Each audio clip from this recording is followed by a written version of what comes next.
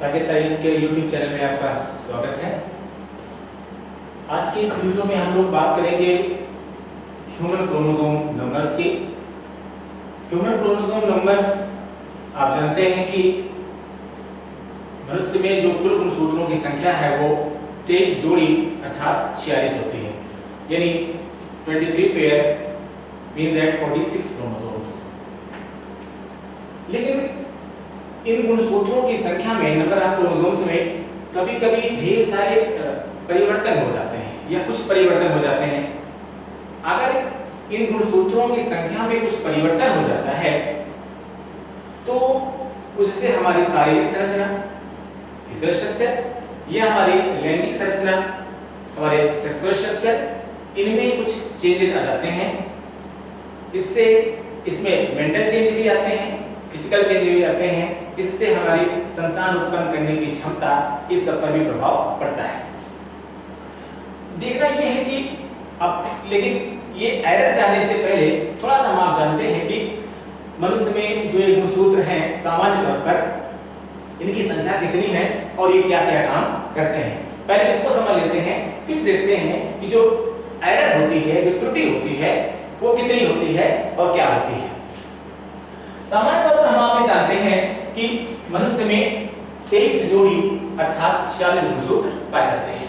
ठीक है, इनमें जो 23 जोड़ी गुणसूत्रों की श्रृंखला है उनमें 1 से लेकर के 22 जोड़ी तक के जो गुणसूत्र होते हैं वो एक समान होते हैं। एक समान अर्थात x ही होते हैं, यानी पहली जोड़ी भी x तो दूसरी जोड़ी भी x, तीसरी भी x, ऐसे 22 जोड़ी तक के जो गुणसूत्र होते हैं वो मेल में भी और फीमेल में भी, यानी स्त्री में भी और पुरुष में भी एक समान होते हैं। और इसी एक समान संरचना के कारण ही 1 से लेकर के 22 जोड़ी तक के गुणसूत्रों को हम क्या बोलते हैं?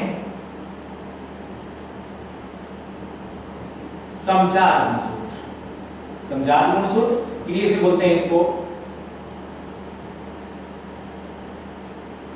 होमोलॉगस क्रोमोसोम्स, समजात गुणसूत्र। लेकिन जो 23वीं जोड़ी का गुणसूत्र है ये मेल और फीमेल में अलग अलग होता है। फीमेल में ये XX होता है लेकिन मेल में ये XY होता है।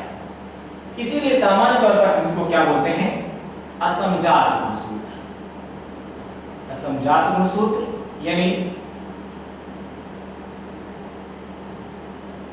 Heterologous chromosomes. ये तो संरचना की बात हुई मेल में और फीमेल में, लेकिन इसी आधार पर इनका वर्ग भी होता है। 1 से लेकर के 22 जोड़ी तक के जो गुणसूत्र हैं इन पर जो जीन पाए जाते हैं वे शरीर की सामान्य संरचना कैसे होगी, यानी हमारे हाथ, पैर, मुंह, नाक, इनकी संरचना कैसे होगी, इनका स्ट्रक्चर क्या होगा, इस पर से संबंधित जीन पाए जाते हैं। यानी 1 से लेकर के 22 जोड़ी तक के जितने गुणसूत्र हैं उन पर आपके शरीर की संरचना से संबंधित जीन पाए जाते हैं। यानी 1 से लेकर के 22 तक के जो गुणसूत्र हैं वो हमारी शारीरिक संरचना के लिए, शरीर निर्माण के लिए उत्तरदायी होते हैं। इसीलिए इनके लिए एक और नाम दिया जाता है, उसको हम कहते हैं, हिंदी में कहते हैं उसको देह गुणसूत्र। देह गुणसूत्र यानी आप कह सकते हैं इसको इंग्लिश में बॉडी क्रोमोसोम्स। Body chromosomes. लेकिन जो 23वीं जोड़ी का गुणसूत्र है, चाहे वो मेल में हो चाहे वो फीमेल में हो, ये हमारे लैंगिक लक्षणों के निर्माण के लिए उत्तरदायी होता है। यानी इस पर जो जीन पाए जाते हैं वो हमारे सेक्सुअल स्ट्रक्चर क्या होंगे, हमारे रिप्रोडक्टिव ऑर्गन्स क्या होंगे, यानी हमारे जननांग क्या होंगे, उनके निर्माण के लिए उत्तरदायी होता है। इसीलिए हम इनको एक और नाम देते हैं, हिंदी में कहते हैं इसको हम लिंग गुणसूत्र, इंग्लिश में सेक्स क्रोमोसोम्स। Sex chromosomes. तो इस प्रकार आपने देखा कि जो कुल 23 जोड़ी गुणसूत्र हमारे अंदर पाए जा रहे हैं यहाँ ध्यान दीजिएगा कि अलग अलग जंतुओं में या अलग अलग वनस्पतियों में सभी में गुणसूत्रों की संख्या अलग अलग होती है, लेकिन गुणसूत्र पाए सब में जाते हैं, लेकिन संख्या सब में अलग अलग होती है। मैंने शुरुआत में बताया आपको भी कि मनुष्य में कुल 23 जोड़ी अर्थात 46 गुणसूत्र पाए जा रहे हैं, जिनमें 22 जोड़ी एक समान यानी शरीर निर्माण के उत्तरदायी, जबकि 23वीं जोड़ी का गुणसूत्र अलग यानी फीमेल में XX और मेल में XY और ये लैंगिक संरचना के निर्माण के लिए उत्तरदायी। अब यहाँ प्रश्न ये उठता है जो पीटी में लिम्स में प्रश्न पूछे जाते हैं इस पर आपके कि अगर इनमें कोई एरर आ जाए, यहाँ एरर से मतलब है, त्रुटि से मतलब है कि नंबर ऑफ क्रोमोसोम्स चेंज हो जाए। नंबर ऑफ क्रोमोसोम्स जो चेंज होता है उनमें दो चीजें हो सकती है, एक तो संख्या 23 जोड़ी से कम हो सकती है, दूसरा संख्या 23 जोड़ी से अधिक हो सकती है। अब जो शारीरिक संरचना में परिवर्तन दिखाई पड़ेगा वो भी इस पर निर्भर करेगा कि जो ये चेंज हो रहा है, जो ये परिवर्तन हो रहा है, वो परिवर्तन हो कहां रहा है। वो 1 से लेकर के 22 जोड़ी तक के गुणसूत्र में परिवर्तन हो रहा है, यानी हमारे देह गुणसूत्र में परिवर्तन हो रहा है, या वो 23वीं जोड़ी में यानी लैंगिक संरचना वाले गुणसूत्रों में परिवर्तन हो रहा है। इसी आधार पर हम 3 प्रकार से इनको क्लासिफाइड करते हैं। इनमें जो पहला है वो है डाउन सिंड्रोम।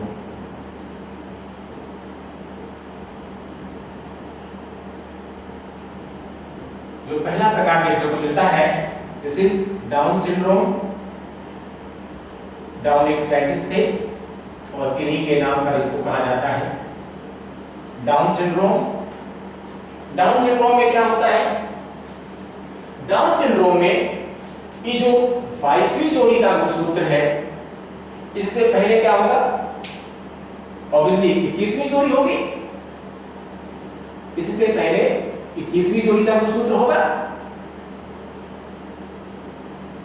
ये जो 21वीं जोड़ी का गुणसूत्र है, जाहिर सी बात है जोड़ी में होना चाहिए, लेकिन इस डाउन सिंड्रोम में क्या होता है कि जो ये 21वीं जोड़ी का गुणसूत्र है, ये 2 के स्थान पर कितना हो जाता है?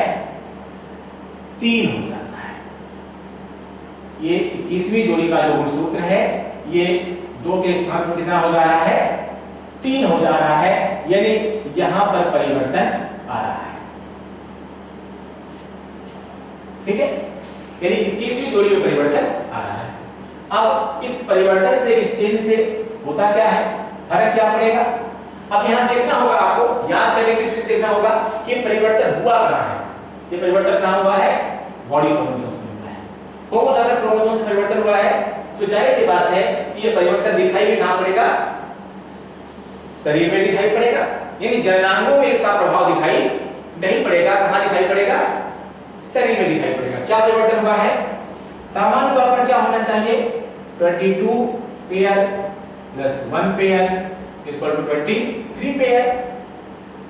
बट क्या हो जा रहा है? ये जो 22 है, यानी सामान्य तौर पर 44 प्लस 2 इक्वल टू 46 ये हुआ। लेकिन इसमें क्या हो जा रहा है कि 21वीं जोड़ी में एक बढ़ जाने के कारण जो ये 44 वाला गुणसूत्र है, ये क्या हो जा रहा है? 45, यानी ये 44 हो जा रहा है और साथ में ये 2 हो जाएगा, तो नंबर ऑफ क्रोमोसोम्स क्या हो जाएंगे? 47। नंबर ऑफ क्रोमोसोम कितने हो गए? 47। अब ये जो 47 हुआ, मैंने बताया आपको कि इससे शरीर में परिवर्तन होगा। क्या शरीर में परिवर्तन होगा? इसमें जो ये डाउन सिंड्रोम वाले व्यक्ति होंगे, इनमें इनकी जो गर्दन होती है वो थोड़ी सी मोटी हो जाती है और छोटी भी हो जाती है। कद थोड़ा छोटा होता है। मेंटल डिफिशिएंसी आ जाती है। मानसिक तौर पर ये उतने जिसे कहते हैं कि आपके इनका जो मेंटल लेवल होता है थोड़ा सा कम होता है, मानसिक स्तर उतना ऊंचा नहीं बन पाता है और बहुत अधिक समय तक ये जीवित भी नहीं रह पाते हैं। जननांगों की संरचना सामान्य, जननांग सामान्य है, लेकिन चूंकि इनका कद भी छोटा रह गया, मानसिक स्तर भी कम हो गया, गर्दन भी छोटी हो गई, पलकें जो होती हैं कि ये फोल्डेड होती हैं, वलित होती हैं। ये फोल्डेड से मतलब यहाँ पर एक इसी प्रकार की एक जंजाल पाई जाती है, उसको बोलते हैं मंगोल जंजाल। मंगोल जंजाल की भी जो आंखें होती हैं वो लगभग इसी तरह कुछ फोल्डेड होती हैं, इसीलिए हम इस डाउन सिंड्रोम को एक और नाम देते हैं, वो है मंगोली जड़ता सिंड्रोम। मंगोली जड़ता सिंड्रोम, इंग्लिश में कहते हैं इसको मंगोलॉइड एडोसिस, मंगोली जड़ता सिंड्रोम। इनकी गर्दन पता मोटी होती है, आंखें तो जो है तिरछी होती हैं, त्वचा थोड़ी सी खुरदरी होती है, और जो उंगलियां होती हैं, फिंगर्स होती हैं, इनका जो शेप होता है थोड़ा सा कटी कटी सी लगती है, इसको बोलते हैं इंग्लिश में, हिंदी में ठूंठदार, ठीक, कटी सी होती हैं, ठीक है। तो ये इनके कैरेक्टरिस्टिक होती हैं। यहाँ ध्यान देने की जरूरत है कि डाउन सिंड्रोम वाले चाहे वो स्त्री हो चाहे वो पुरुष हो, उनके जननांगों पर कोई प्रभाव नहीं पड़ता है, यानी ये संतानोत्पत्ति में सक्षम होते हैं। लेकिन याद रखें इनका मानसिक स्तर और जो शारीरिक संरचना होती है वो काफी डिफिकल्ट होती है, इसीलिए अमूमन मोस्ट लाइकली ये लोग 20 से 25 साल तक लगभग खत्म हो जाते हैं। दूसरा, आपको डाउन सिंड्रोम के बाद हम अगले सिंड्रोम की बात करते हैं।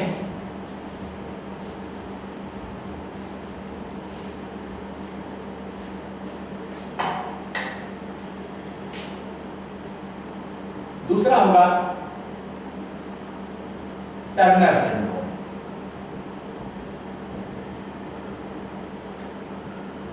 टर्नर सिंड्रोम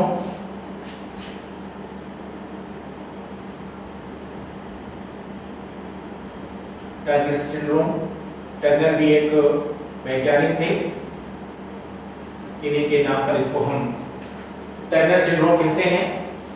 टर्नर सिंड्रोम में क्या होता है, आपने डाउन सिंड्रोम में देखा कि 21वीं जोड़ी में परिवर्तन हो रहा था, लेकिन इसमें टर्नर सिंड्रोम वाले में समजात गुणसूत्रों में कहीं कोई परिवर्तन नहीं होता है, इनमें असमजात गुणसूत्रों में या लिंग गुणसूत्रों में परिवर्तन होता है। टर्नर सिंड्रोम में क्या होता है कि जो ये 23वीं जोड़ी का गुणसूत्र है, इसमें एक गुणसूत्र कम हो जाता है।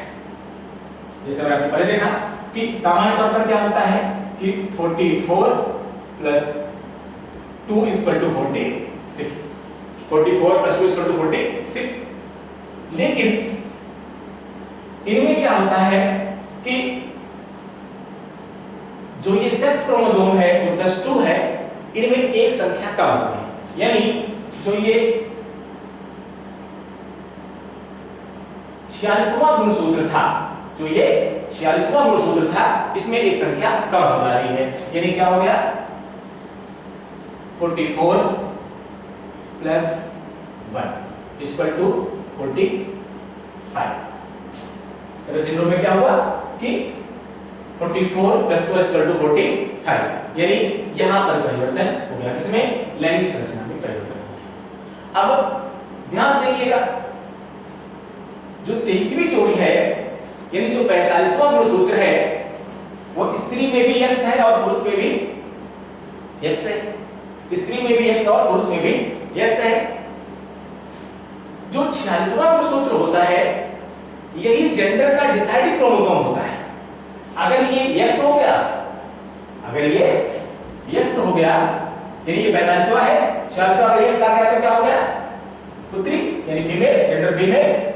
लेकिन अगर ये Y हो गया, ये Y आ गया तो क्या हो गया, मेल, जेंडर मेल। अब ध्यान से देखिएगा जो डिसाइडिंग क्रोमोसोम है, जो 46 क्रोमोसोम है, ये एब्सेंट है। अगर ये एब्सेंट है तो क्या होगा, जाहिर सी बात है कि जेंडर डिसाइड नहीं हो पाएगा, यानी स्त्री है कि पुरुष, ये डिसाइड नहीं हो पाएगा। लेकिन यहां फिर से ध्यान दीजिएगा कि इसका मतलब ये नहीं कि स्त्री पुरुष दोनों होंगे, नहीं, ये स्त्रियां ही होंगी, क्योंकि जो 45वीं जोड़ी का गुणसूत्र है ये फीमेल के अधिक करीब है, यानी ये स्त्रियां ही होंगी, लेकिन ये कंप्लीट फीमेल मानी नहीं जाएंगी। यानी कंप्लीट फीमेल से मतलब कि इनकी जो सामान्य शारीरिक संरचना है उनमें कोई समस्या नहीं है, लेकिन इनके जो रिप्रोडक्टिव ऑर्गन्स हैं, इनके जो जननांग हैं, वे इस लायक नहीं होंगे कि संतान उत्पत्ति में सक्षम हो, यानी वो रिप्रोडक्शन कर सकें, इसमें वो कैपेबल नहीं होगी। यानी ये ऐसी स्त्रियां होती हैं जिनको हम फॉल्स सेक्स क्रोमोसोम, इनको कहते हैं मोनोसोमिक। क्या कहते हैं? मोनोसोमिक, यानी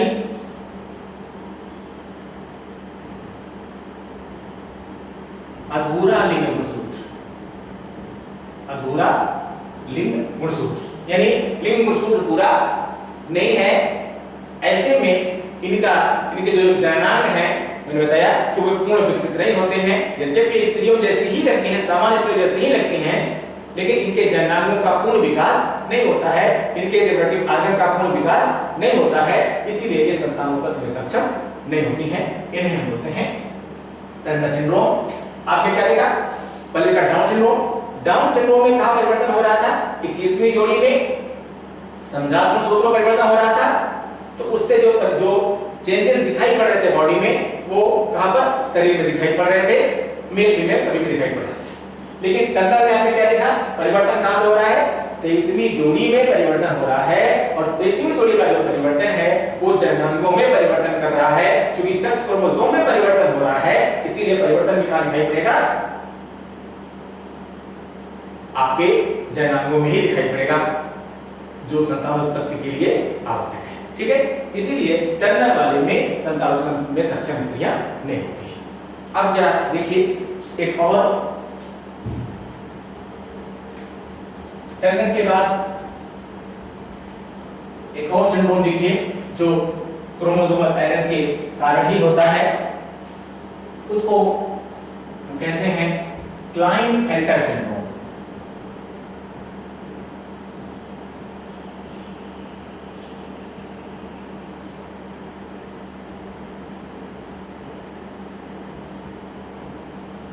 क्लाइनफेल्टर सिंड्रोम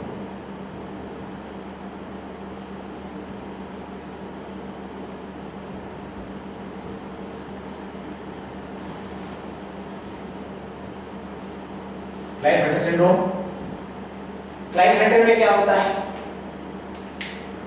मैंने शुरुआत में बताया आपको कि सामान्य तौर पर सभी व्यक्तियों में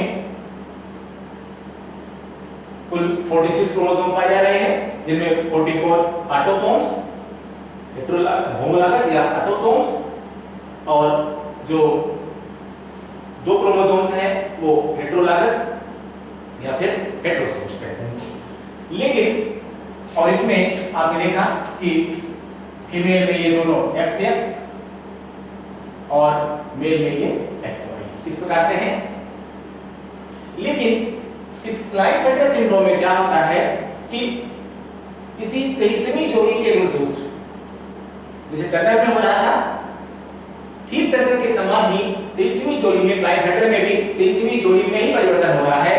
लेकिन टर्नर में 23वीं जोड़ी में नंबर ऑफ क्रोमोसोम्स कम हो जा रहे थे, यानी संख्या 1 की कम हो जा रही थी, लेकिन क्लाइनफेल्टर में संख्या बढ़ जाती है, संख्या बढ़ जाती है। अब संख्या कितनी बढ़ती है? सामान्य तौर पर देखिए, यहां पर अलग से देखिए कि मान लीजिए ये 23वीं जोड़ी का गुणसूत्र है, जिनमें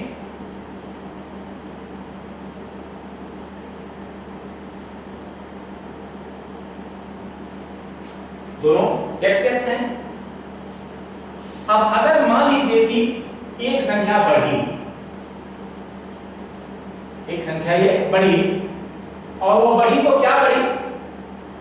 मान लीजिए कि वो संख्या बढ़ी, लेकिन वो क्या हुई? X से ही हुई। वो संख्या बढ़ी लेकिन वो संख्या X से ही हुई।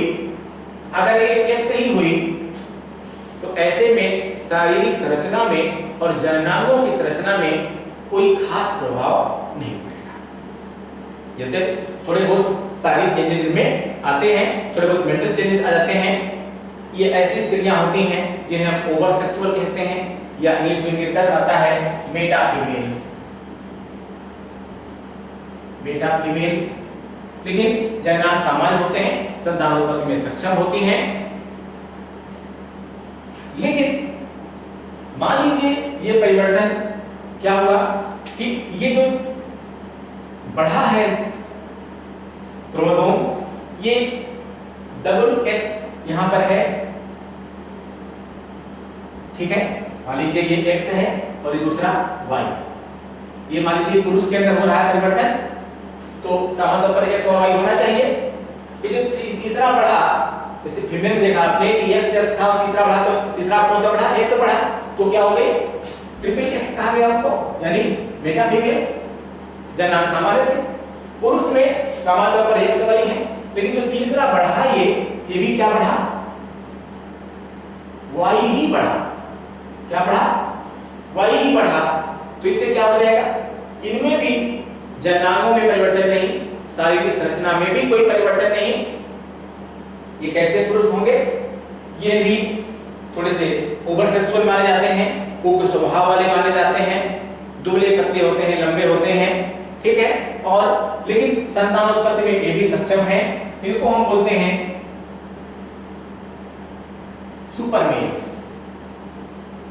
Super males X double X double. अब यहां ध्यान दीजिएगा कि चाहे वो बेटा फीमेल से हो, चाहे वो सुपर मेल से हो, यानी चाहे वो ट्रिपल एक्स हो, चाहे वो एक्स डबल वाई वाले हो, इस प्रकार की संरचना वाले क्रोमोसोमल स्ट्रक्चर वाले जो व्यक्ति हैं, चाहे वो स्त्री हो चाहे वो पुरुष हो, ये दोनों ही संतानोत्पत्ति में सक्षम हैं, ये दोनों ही संतानोत्पत्ति में सक्षम हैं। लेकिन अगर इनमें परिवर्तन कुछ और प्रकार से हो जाए, जैसे कि हम यहां से हटा के दिखा रहे हैं आपको कि ये एक्स है, इसमें दूसरा भी मान लीजिए एक्स है, दूसरा भी मान लीजिए एक्स है, लेकिन जो तीसरा बढ़ रहा है, अब वो एक्स की बजाय वाई आ गया, क्या आ गया, एक्स की बजाय वाई आ गया, मेरी संरचना क्या हो गई, डबल एक्स वाई। अब यहां पर जो डबल एक्स था वो कैरेक्टरिस्टिक किसकी थी, वो कैरेक्टरिस्टिक थी फीमेल, लेकिन ये वाई क्रोमोसोम बढ़ जाने के कारण ये कैरेक्टरिस्टिक किसकी आ गई, मेल, यानी वाई क्रोमोसोम जो कि मेल के को रिप्रेजेंट करता है, इस पर जो जीन पाए जा रहे हैं वो अलग प्रकार के पाए जा रहे हैं। ऐसे में अब जो ये व्यक्ति बनेगा, अब ना वो मेल में रहा ना वो फीमेल में रहा, यानी उसके जो रिप्रोडक्टिव आर्गन्स होंगे, जो जननांग होंगे, वो इस प्रकार से हो जाएंगे कि ना उसे मेल कहा जा सकता है ना उसे फीमेल कहा जा सकता है, यानी कुल मिलाकर के वो संतानोत्पत्ति में सक्षम नहीं होगा, संतान उत्पन्न करने की क्षमता उसके अंदर नहीं होगी। ये इस प्रकार से होगा। कई प्रकार के लगभग 7 प्रकार के क्लाइफेटर सिंड्रोम पाए जाते हैं। इसमें ऐसा भी हो जाता है कभी-कभी कि ये जो आपने डबल एक्स वाई देखा है, ऐसा भी हो सकता है कि ये इस प्रकार से क्रोमोसोम हो और ये डबल एक्स डबल वाई हो जाए, डबल एक्स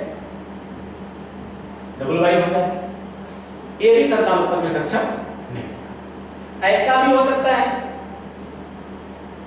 ऐसा भी हो सकता है कि जो ये क्रोमोसोम आप देख रहे हैं, जो तीसरा बढ़ा था, ये ट्रिपल एक्स और प्लस वाई हो जाए,